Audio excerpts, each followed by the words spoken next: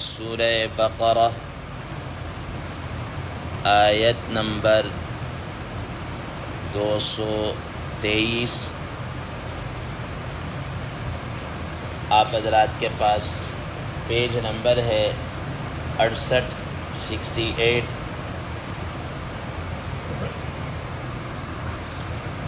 اعوذ باللہ من الشیطان الرجیم بسم اللہ الرحمن الرحیم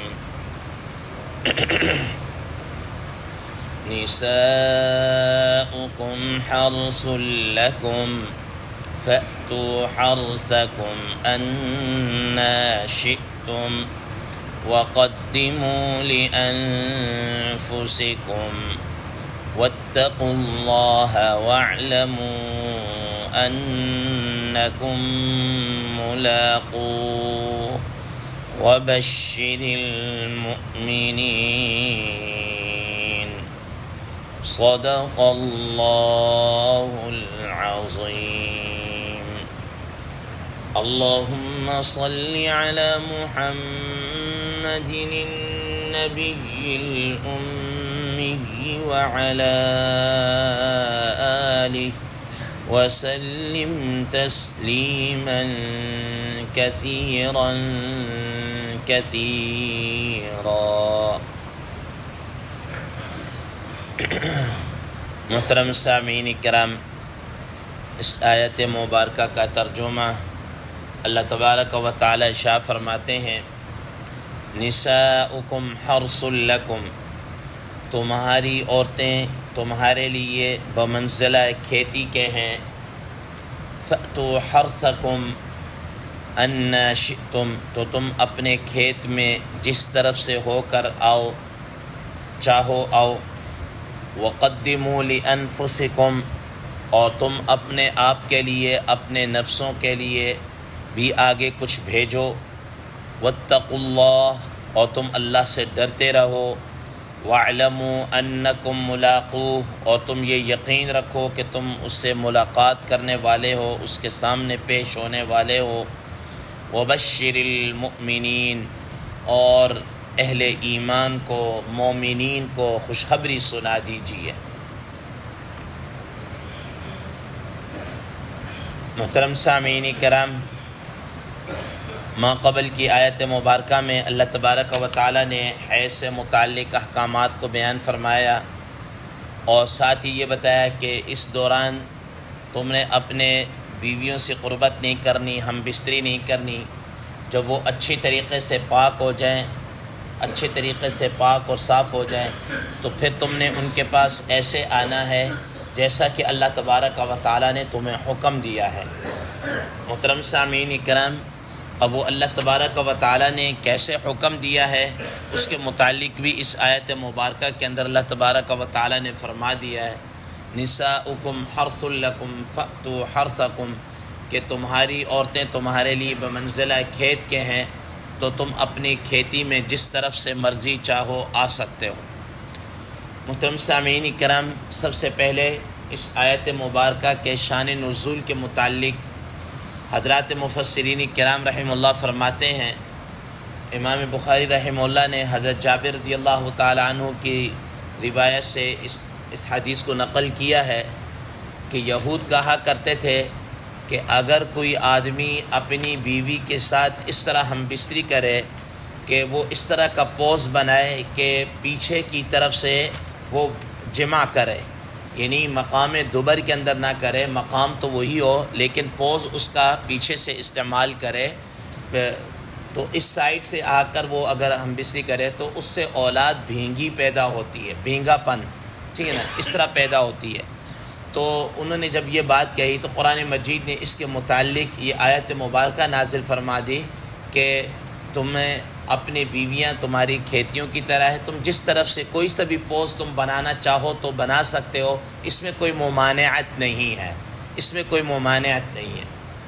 محترم سامعین کرام، اب یہاں پر یہ بات ذہن نشین رکھیں کہ اللہ تبارک و تعالی نے عورت کو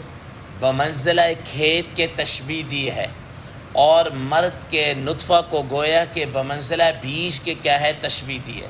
جس طریقے سے انسان کھیت کے اندر بیج ڈالتا ہے اور اس سے مقصود کیا ہوتی ہے؟ پیداوار ہوتی ہے۔ تو یہاں پر بھی یہی ہے، گویا کہ عورتیں تمہارے لیے بمنزلہ کھیت کے ہیں، اور تم اس میں مرد جو ہے اپنا قطرہ آب جو ڈالے گا، ٹھیک ہے نا، وہ بمنزلہ بیج کے، اور مقصد کیا ہے کہ اس سے تمہاری اولاد پیدا ہو۔ اور قرآن مجید کی پچھلی آیت آپ پڑھ چکے ہیں، وَابْتَغُوا مَا كَتَبَ اللَّهُ لَكُمْ، کہ اللہ تعالیٰ نے تمہارے لیے جس چیز کو مقرر کر رکھا ہے اس کو تلاش کرو، یعنی کیا مقصد؟ کہ تم اولاد کی طلب بھی تمہارے اندر کیا ہے؟ ہونی چاہیے۔ یہی وجہ ہے کہ رسول اللہ صلی اللہ تعالیٰ علیہ وسلم نے ایسی عورتوں کے ساتھ نکاح کرنے کی ترغیب دی ہے جو زیادہ بچے جننے والی ہو۔ فرمایا کہ ایسی عورت کے ساتھ نکاح کرو جو کیا ہو؟ تناکح الولود الودود، جو ٹوٹ کر محبت کرنے والی ہو، چاہنے والی ہو، اور زیادہ بچے جننے والی ہو۔ اب ایک ذہن میں سوال آتا ہے کہ ہمیں تو نہیں پتہ، ہم تو شادی کر رہے ہیں، ہمیں تو نہیں پتہ کہ جناب اس سے اولاد ہوگی یا نہیں ہوگی۔ انسان تو چاہتا ہے کہ اس کی اولاد ہو، ٹھیک ہے، زیادہ سے زیادہ ہو، لیکن ہمیں تو نہیں پتہ اب اس کی اولاد ہوگی۔ اور نبی صلی اللہ علیہ وسلم نے فرمایا کہ جو زیادہ بچے جننے والی، یہ تو بندہ پریکٹیکل شادی ہوگی اس کے بعد ہی پتہ چلے گا کہ یہ اولاد جننے کے قابل بھی ہے یا نہیں ہے۔ تو حضرات مفسرین کرام رحمہ اللہ فرماتے ہیں کہ اس کا مطلب یہ ہے کہ ایسے عورتوں کے احوال سے، خاندان کے احوال سے معلوم ہو جاتا ہے کہ اس خاندان کی بچیاں یا یہ جو لوگ ہیں، یہ ان کے ہاں اولاد کی کیا ریشیو ہے، کس طرح چل رہی ہے، ٹھیک ہے نا۔ تو اس سے اندازہ ہو جاتا ہے، عورتوں کے احوال سے کیا ہو جاتا ہے؟ اندازہ ہو جاتا ہے۔ جیسے ہمارے ہاں مثال کے طور پر، مثال کہ میں کسی کو نامینیٹ نہیں کروں گا، ویسے ایک مشہور ہے کہ فلاں اگر قوم کے ساتھ نکاح کیا جائے تو ان کے ہاں بچے زیادہ ہو جائے، بچے کیا ہوتے ہیں؟ زیادہ ہوتے ہیں۔ اب مثال کے طور پر ہم دیکھتے ہیں کہ عربوں کے ہاں ان کی اولادیں بھی زیادہ ہوتی ہیں، شادیاں بھی زیادہ کرتے ہیں۔ ہمارے ہاں ایک مخصوص قوم ہے، ان کے متعلق لوگوں کے مشہور ہے کہ ان کی اولاد کیا ہوتی ہے؟ زیادہ ہوتی ہے۔ تو یہ عورتوں کے احوال قوم قبیلے سے ہمیں پتہ چل جائے گا۔ خیر یہ ایک الگ بات ہے۔ اب میں آتا ہوں اس کی اصل ایک اور تفسیر کی طرف، جس کے متعلق فرمایا کہ عورتیں تمہارے لیے بمنزلہ ہے کھیت کے ہیں، اور تم اس میں آؤ کس طرح؟ فَأْتُوا حَرْثَكُمْ أَنَّا شِئْتُمْ، جس طریقے سے تم چاہو ویسے آؤ۔ اب یہاں پر اس کی تفسیر کو حضرت عبداللہ ابن عباس رضی اللہ تعالی عنہ نے جو اس کی تفسیر کی ہے کہ انا شئتم سے کیا مراد ہے، انا شئتم سے کیا مراد، فرماتے ہیں کہ انا شئتم سے مراد خود رسول اللہ صلی اللہ تعالی علیہ وسلم نے شاہ فرمایا کہ تم ہم بستری کرنے کے لیے جون سا طریقہ اختیار کرنا چاہو کرو، لیکن فرما دیا فی صمام واحد، مقام تمہارا ایک ہی ہونا چاہیے۔ وہ مقام کون سا ہے؟ جس کو اللہ تعالیٰ نے کھیتی کے ساتھ تشبیہ دی ہے، جہاں سے تمہارا مقصود کیا ہو سکتا ہے؟ حاصل ہو سکتا ہے۔ اور وہ کیا ہے؟ وہ مقام قبول ہے، ٹھیک ہے نا۔ وہ عورت کی آگے والی جو شرمگاہ ہے، وہاں پر کیا ہے؟ آپ نے ہم بستری کو پورا، اپنی ہم بستری اور اپنی ضرورت کو پورا کرنا ہے۔ اور رسول اللہ صلی اللہ تعالیٰ علیہ وسلم نے ارشاد فرمایا، جیسا کہ احادیث مبارکہ کے حضرت ابو ہریرہ رضی اللہ تعالیٰ عنہ نے ارشاد فرمایا کہ جو آدمی مثال کے طور پر کسی نجومی کے پاس گیا، ٹھیک ہے، اپنا ہاتھ دکھانے کے لیے، یا کسی حیض والی عورت کے ساتھ دوران حیض، اس ٹائم پیریڈ کے دوران اگر اس کے ساتھ ہم بستری کی، یا تیسرے نمبر پر جس نے اپنی عورت کے ساتھ مقام دبر کے اندر، پخانے والے مقام کے اندر اپنی شہوت کو کیا کیا؟ پورا کیا، تو رسول اللہ صلی اللہ علیہ وسلم نے فرمایا فقد کفر بما انزل علی محمد صلی اللہ تعالی علیہ وسلم او کما قال علیہ وسلم۔ تو جو رسول اللہ صلی اللہ تعالی علیہ وسلم پر جو چیز نازل ہوئی ہے، شریعت وغیرہ، قرآن و حدیث وغیرہ، گویا اس نے اس کی تکفیر کی ہے، اس کا کفر کیا ہے۔ حدیث مبارکہ میں آتا ہے، رسول اللہ صلی اللہ تعالی علیہ وسلم نے لعنت فرمائی ہے ایسے آدمی کے اوپر جو کسی مرد کے ساتھ یا کسی عورت کے ساتھ اپنی شہوت دبر کے مقام کے اندر، پخانے کے مقام کے اندر کیا کرے؟ اپنی شہوت کو پورا کرے۔ تو فرمایا کہ رسول اللہ صلی اللہ علیہ وسلم نے اس پر لعنت فرمائی ہے۔ حضرت ابو درداء رضی اللہ تعالیٰ عنہ کے متعلق آتا ہے کہ ان سے کسی نے سوال کیا کہ کوئی آدمی اپنی بیوی کے ساتھ اس طریقے سے شہوت پوری کرنا چاہ رہا ہے کہ وہ آگے والا مقام چھوڑ کے پیچھے والا مقام کیا اختیار کر رہا ہے، تو اس کے متعلق کیا ہے؟ تو فرمایا کہ یہ کوئی کافر ہی کر سکتا ہے، کوئی مومن نہیں کر سکتا۔ حضرت عبداللہ ابن عباس رضی اللہ تعالیٰ عنہ نے ارشاد فرمایا کہ جو آدمی اپنی بیوی کے ساتھ ہی مقام دوبر کے اندر اپنی شہوت کو پورا کرے گا تو وہ اللہ اس کی طرف رحمت کی نظر سے نہیں دیکھیں گے۔ تو محترم سامعین کرام، اس کا مطلب یہ ہوا کہ اللہ تبارک و تعالیٰ نے انسان کی اس شہوت کا بھرپور خیال رکھا ہے، لیکن اس شہوت کو پورا کرنے کا شریعت نے کچھ طریقہ، کچھ اصول اور کچھ مقام بھی کیا ہے متعین کیا ہے کہ یہاں پر آپ اپنی شہوت کو کیا ہے پورا کر سکتے ہیں، اور وہ کیا ہے، اور اسی کے متعلق فرمایا فَأْتُوا حَرْثَكُمْ أَنَّا شِئْتُمْ کہ تم اپنی بیوی کے پاس اسی کھیت کے اندر آؤ، اور اس کھیت کے لیے طریقہ تم کوئی سا بھی اختیار کر سکتے ہو، کھڑے ہو کر، لیٹ کر، کروٹ کے بل، آگے سے، اوپر سے، ٹھیک ہے نا۔ لیکن مقام کیا ہے؟ رسول اللہ صلی اللہ علیہ وسلم فرما دیا کہ ایک ہی ہونا چاہیے کہ جہاں سے انسان کو کھیتی کی کیا ہے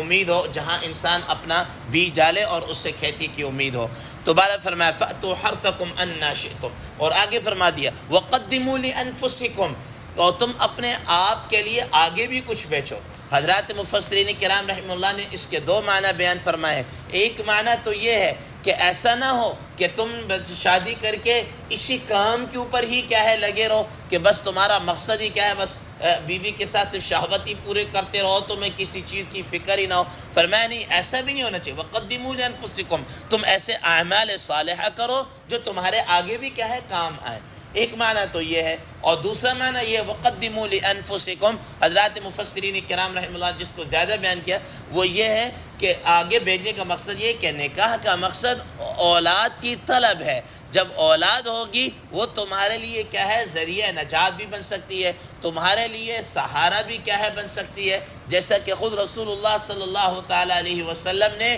ایک حدیث مبارکہ میں صدقہ جاریہ کے متعلق جب فرمایا کہ یہ صدقہ جاریہ ہے، تو وہاں پر یہ فرمایا او ولد صالح یدعو له، یا کیا ہے نیک اولاد ہو، جو نیک اولاد جو اس کے لیے آگے چل کر کیا ہے دعا مانگتی رہے، جو ظاہری طور پر بھی سہارا بنے گی، اور آگے مستقبل سے مراد آخرت کے اندر بھی اس کے لیے کیا ہے سہارا بنے گی۔ وہ کیسے سہارا بنے گی کہ جب ہر نماز پڑھے گا، نماز کے دوران وہ دعا مانگے گا رب اجعلنی مقیم الصلاۃ ومن ذریتی ربنا وتقبل دعا ربنا اغفر لی ولوالدی وللمؤمنین یوم یقوم الحساب، اے اللہ تو میری مغفرت بھی فرما، میرے والدین کی بھی مغفرت فرما، اور سارے اہل ایمان کی قیامت کے دن کے حساب والے دن کی کیا ہے مغفرت فرما۔ تو یہ اولاد وقدموا لانفسکم کہ تم اپنی